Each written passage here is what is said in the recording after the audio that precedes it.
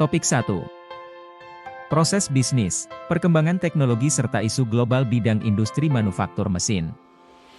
Kali ini kita akan membahas terkait subtopik 1.1, yaitu proses bisnis dan perancangan produk, desain FOX.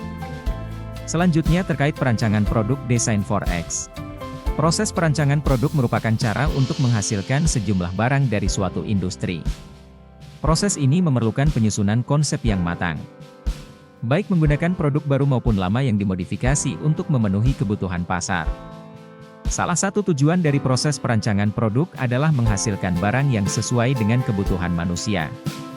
Perancangannya berorientasi kepada kebutuhan dan kemauan pelanggan. Kebutuhan pelanggan diproses melalui gambar komputer dan analisis teknik. Langkah perancangan produk meliputi 1. Fase informasi. Fase ini bertujuan untuk memahami seluruh aspek yang berkaitan dengan produk, termasuk produk yang hendak dikembangkan. Caranya dengan mengumpulkan informasi-informasi yang dibutuhkan secara akurat. 2. Fase kreatif. Fase ini bertujuan untuk menampilkan alternatif yang dapat memenuhi fungsi kebutuhan. 3. Fase analisis. Bertujuan untuk menganalisis alternatif-alternatif yang dihasilkan pada fase kreatif dan memberikan rekomendasi terhadap alternatif terbaik. 4. Fase pengembangan. Bertujuan memilih salah satu alternatif tunggal dari beberapa alternatif yang ada, atau merupakan alternatif terbaik dan merupakan keluaran, output, dari fase analisis. 5. Fase presentasi.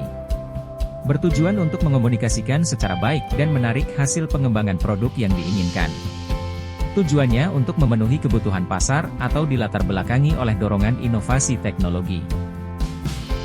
Pertimbangan perancangan mesin meliputi 1. Jenis beban dan tegangan yang terjadi.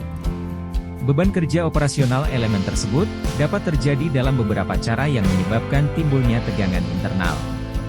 2. Gerakan elemen atau kinetik mesin. Bergantung pada pengaturan paling sederhana dari bagian-bagian yang akan memberikan gerakan yang diperlukan. 3. Pemilihan bahan.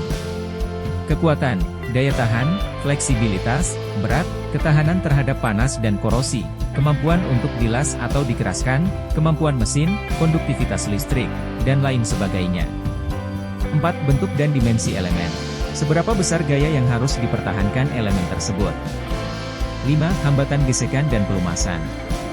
Permukaan yang bergerak dalam perkontakan, kondisi berputar, geser, atau belimbing pada bantalan.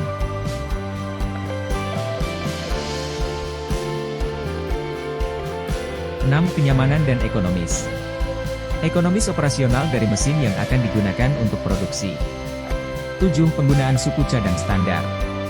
Suku cadang standar harus digunakan bila memungkinkan. 8. Keamanan operasional.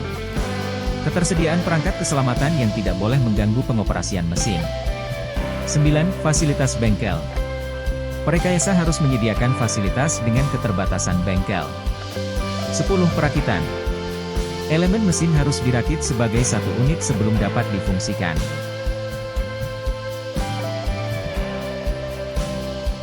Selamat! Bapak, Ibu, telah selesai mempelajari materi subtopik perancangan desain.